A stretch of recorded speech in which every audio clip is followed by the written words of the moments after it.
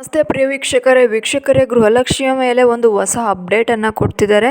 ಸರ್ಕಾರ ದಿನೇ ದಿನೇ ಗೃಹಲಕ್ಷ್ಮಿಯ ಮೇಲೆ ಹೊಸದಾಗಿ ಅಪ್ಡೇಟ್ನ ಕೊಡ್ತಾ ಇದ್ದಾರೆ. ಅದನ್ನೆಲ್ಲದೂ ಕೂಡ ಹೇಳ್ತೀನಿ. ಅದಕ್ಕೂ ಮುಂಚೆ ನಮ್ಮ ಚಾನಲ್ನ ಸಬ್ಸ್ಕ್ರೈಬ್ ಮಾಡ್ಕೊಳ್ಳಿ. ಈ ವಿಡಿಯೋ ಇಷ್ಟ ಆದರೆ ಒಂದು ಲೈಕ್ ಕೊಡಿ. ಬನ್ನಿ ನೇರವಾಗಿ ವಿಡಿಯೋಗೆ ಹೋಗೋಣ. ಸ್ನೇಹಿತರೆ, ಯಾವುದು ಕೂಡ ಪ್ರಾಬ್ಲಮ್ ಆಗಿಲ್ಲ. ಏನು ಪಂಚ ಗ್ಯಾರಂಟಿಯನ್ನು ನಮ್ಮ ಸರ್ಕಾರ ನೀಡಿತ್ತು. ಅದರಲ್ಲಿ ಯುವ ನಿಧಿ ಆಗಲಿ ವಿದ್ಯಾರ್ಥಿಗಳಿಗೆ ತಿಂಗಳಿಗೆ 3,000 ರೂಗಳನ್ನು ಕೊಡ್ತಾಯಿದ್ರು. ಅದನ್ನು ಕೂಡ ಈ ಒಂದು 2-3 ತಿಂಗಳಿಂದ ಬಂದಿರಲಿಲ್ಲ. ಇವಾಗ ಕಂಟಿನ್ಯೂಸ್ ಆಗಿ 9,000 10,000ನ ಕೊಟ್ಬಿಟ್ರು. ಅಲ್ಲಿಗೆ ಯುವ ನಿಧಿ ನಡೀತಾ ಇದೆ. ನೆಕ್ಸ್ಟ್ ಬಂದರೆ ಅನ್ನಭಾಗ್ಯ ಹೋದ ತಿಂಗಳು 2 ಕಂತು ಹಣ ಬಂದೇ ಬಿಡ್ತು. ಜೂನ್ ಮತ್ತು ಜುಲೈ ತಿಂಗಳಲ್ಲಿ ಎಷ್ಟು ತಲಾ ಒಬ್ಬರಿಗೆ 170ರಂತೆ ಹಣ ಬಂದು ನಿಮಗೆಲ್ಲರಿಗೂ ಕೂಡ ಸೇರಿದೆ. ಅದನ್ನು ಕೂಡ ಪ್ರೂಫ್ ಸಮೇತ ಹಾಕಿದ್ದೀನಿ.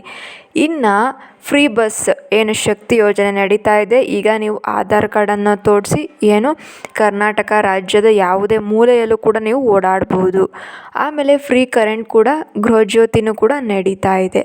ಆದರೆ ಈ ಗೃಹಲಕ್ಷ್ಮಿ ಹಣವನ್ನು ಇನ್ನೂ ಕೂಡ ಸ್ವಲ್ಪ ಜನಕ್ಕೆ 11ನೇ ಕಂತಿನ ಹಣವನ್ನು ಯಾಕೆ ಕಳಿಸಿಲ್ಲ ಅಂತೇಳಿ ಮಹಿಳೆಯರೆಲ್ಲ ಆಕ್ರೋಶವನ್ನು ಹೊರಹಾಕ್ತಿದ್ದಾರೆ. CMಗೆ ಪ್ರಶ್ನೆಯನ್ನು ಮಾಡ್ತಾ ಇದ್ದಾರೆ ಅಂತೇಳಿ ಕೇಳ್ತಾ ಇದ್ದಾರೆ. ಅದಕ್ಕೆ ಅವರು ಹೇಳ್ತಿದ್ದಾರೆ, ಒಂದು ಕ್ಯಾಬಿನೆಟಲ್ಲಿ ಹೇಳ್ತಿದ್ದಾರೆ. ಅಂದರೆ ನೋಡಿ, ನಾವು ಏನೇ ಕೊಟ್ಟರು, ಈಗ ಎಲೆಕ್ಷನ್ ಕೂಡ ಆಯಿತು, ಎಲೆಕ್ಷನ್ ರಿಸಲ್ಟ್ ಕೂಡ ಬಂದಿದೆ, ನಾವೆಲ್ಲದೂ ಕೂಡ ಕೊಟ್ವಿ, ಗ್ಯಾರಂಟಿ ಯೋಜನೆಯನ್ನು ಕೊಟ್ವಿ. ಆದರೆ ಜನ ಆದರೂ ಕೂಡ ನಮಗೆ ಬೈತಾ ಇದ್ದಾರೆ. ಜನ ನಮ್ಮನ್ನು ಇಷ್ಟೆಲ್ಲ ಕೊಟ್ಟರು ಕೂಡ ನಮ್ಮ ಒಂದು ಕಾಂಗ್ರೆಸ್ ಸರ್ಕಾರನ ಈ ಒಂದು ಎಲೆಕ್ಷನಲ್ಲಿ ಗೆಲ್ಲಿಸ್ತಿಲ್ಲ. ನಾವು ಸೋತೋಗ್ಬಿಟ್ವಿ, ಹೀನಾಯವಾಗಿ ಸೋತೋಗಿದ್ದೀವಿ. ಹಾಗಾದರೆ ನಾವು ಯಾಕೆ ಕೊಡಬೇಕು? ಸ್ವಲ್ಪ ಲೇಟ್ ಆಗಲಿ ಬಿಡಿ, ಪರವಾಗಿಲ್ಲ, ಲೇಟಾಗೇ ಕೊಡ್ತೀವಿ ಅಂತೇಳಿ ಅವರು ಹೇಳ್ತಾ ಇದ್ದಾರೆ.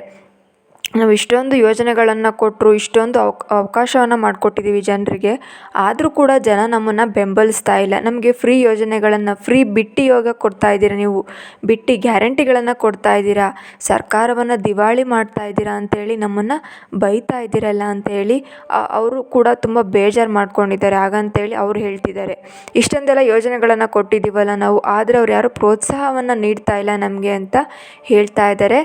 ಏನು ಸರ್ಕಾರದವರು. ಅದಕ್ಕೋಸ್ಕರ ಸ್ವಲ್ಪ ನಾವು ಟೈಮ್ನ ತೊಗೊತೀವಿ, ಇನ್ನೂ ಕೂಡ ಸ್ವಲ್ಪ 2-3 ತಿಂಗಳು ಟೈಮ್ನ ತೊಗೊಂಡೇ ಕೊಡ್ತೀವಿ ಬಿಡಿ ಅಂತ ಹೇಳ್ತಿದ್ದಾರೆ. ಆದರೆ ಇದು ಹಾಗಂತ ಹೇಳಿರ್ತಾರೆ, ಬಟ್ ಟೆಕ್ನಿಕಲ್ ಆಗಿರುತ್ತೆ. ಟೆಕ್ನಿಕಲ್ ಅಂತಂದರೆ ಏನಿರ್ಬೋದು ಅಂದರೆ ದುಡ್ಡು ಸ್ವಲ್ಪ ಶಾರ್ಟೇಜ್ ಇರುತ್ತೆ, ದುಡ್ಡಿನ ಅವಶ್ಯಕತೆ ಜಾಸ್ತಿ ಇರುತ್ತೆ. ಗೃಹಲಕ್ಷ್ಮಿ ಅಂದರೆ ಮೋರ್ ದ್ಯಾನ್ 1.5 ಕೋಟಿಗಿಂತ ಅಧಿಕ ಮಹಿಳೆಯರು ಮನೆ ಯಜಮಾನಿಗೆ ದುಡ್ಡನ್ನು ಕಳಿಸ್ಬೇಕಾಗುತ್ತೆ. ತಿಂಗಳಿಗೆ 2,000 ಹಣವನ್ನು ಕಳಿಸ್ಬೇಕಾಗುತ್ತೆ. ಆದರೆ ಈ ಸಲ 4,000 ಹಣವನ್ನು ಒಟ್ಟೊಟ್ಟಿಗೆ ಕಳಿಸ್ಬೇಕು. 2 ತಿಂಗಳ ಹಣ, 11ನೇ ಕಂತು 12ನೇ ಕಂತು 2 ಕಂತಿನ ಹಣವನ್ನು ಕಳಿಸ್ಬೇಕಾಗಿರೋದ್ರಿಂದ ಸ್ವಲ್ಪ ಅಮೌಂಟ್ ಅನ್ನೋದು ಶಾರ್ಟೇಜ್ ಆಗಿರುತ್ತೆ ಅವರಿಗೆ. ಅದಕ್ಕೋಸ್ಕರ ಅವರು ಇನ್ನು ಸ್ವಲ್ಪ ರೀಸನ್ಗಳನ್ನ ಕೊಡ್ತಾ ಇದ್ದಾರೆ. ಇನ್ನೇನು ಬರುವ ಸಾಧ್ಯತೆಯಲ್ಲೂ ಕೂಡ ಇದೆ. ನಮ್ಮ ಸ್ವಲ್ಪ ಜನ ನಮ್ಮ ವೀಕ್ಷಕರು ಕೂಡ ಹೇಳಿದರು, ನನಗೆ ಅಮೌಂಟ್ ಕೂಡ ಬಂದಿದೆ ಮೇಡಮ್ ಅಂತೇಳಿ ಅವ್ರಿಗೆ ಕಮೆಂಟ್ ಮುಖಾಂತರ ತಿಳಿಸಿದರು ನನಗೆ. ಅವರು ಒಂದು ಪರ್ಸ್ನಲಾಗಿ ಕೂಡ ಮೆಸೇಜ್ ಕೂಡ ಮಾಡಿದರು. ಸ್ವಲ್ಪ ಜನ 6-7 ಜನ ಮೆಸೇಜ್ ಮಾಡಿದರು, ಕಮೆಂಟ್ಸಲ್ಲೆಲ್ಲ ಹಾಕಿದರು, ನಮ್ಮ ಡಿಸ್ಟಿಕ್ಕಿಗೆ ಬಂದಿದೆ. ಶಿವಮೊಗ್ಗ ಡಿಸ್ಟಿಕಲ್ಲಿ ಸ್ವಲ್ಪ ಜನ ಹಾಕಿದರು, ನಮ್ಮ ಡಿಸ್ಟಿಕ್ಕಿಗೆ ಬಂದಿದೆ ಮೇಡಮ್ ಅಂತೇಳಿ. ಆಮೇಲೆ ಉಡುಪಿಗೂ ಕೂಡ ಹಾಕಿದರು, ನಮ್ಮ ಡಿಸ್ಟಿಕ್ಕಿಗೆ ಬಂದಿದೆ ಮೇಡಮ್ ಅಂತೇಳಿ. ಹಾಗೆ ಅವರಿಗೆ ಒಬ್ಬರಿಗೆ 2,000 ಹಣ ಬಂದಿದೆ, ಒಬ್ಬರಿಗೆ 4,000 ಹಣ ಕೂಡ ಬಂದಿದೆ. ಆದರೆ ಇನ್ನೂ ಸ್ವಲ್ಪ ಜನಕ್ಕೆ 1.5 ಲಕ್ಷಕ್ಕಿಂತ ಅಧಿಕ ಮಹಿಳೆಯರಿಗೆ ಹಣ ಕೂಡ ಜಮಾ ಆಗಿಲ್ಲ. ಅದಕ್ಕೆ ಕಾರಣಗಳೇನು ಅಂತೇಳಿ ಅವರು ಕೇಳ್ತಾ ಇದ್ದಾರೆ.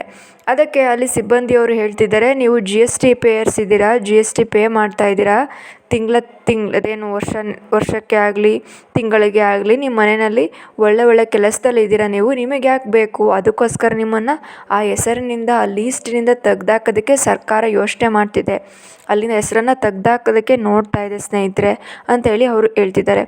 ಆದಷ್ಟು ಇದ್ರ ಬಗ್ಗೆ ಇನ್ನೂ ಕೂಡ ತನಿಖೆ ಏನಾದರೂ ನಡೆಯುತ್ತೆ.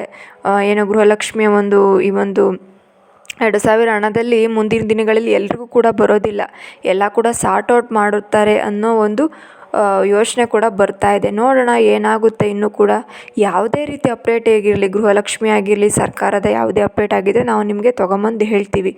ಅದಕ್ಕಾಗಿ ನಮ್ಮ ಚಾನಲ್ನ ಸಬ್ಸ್ಕ್ರೈಬ್ ಮಾಡ್ಕೊಳ್ಳಿ. ಈ ವಿಡಿಯೋ ಇಷ್ಟ ಆದರೆ ಒಂದು ಲೈಕ್ ಕೊಡಿ. ಥ್ಯಾಂಕ್ ಯು ವೀಕ್ಷಕರೇ, ಧನ್ಯವಾದಗಳು.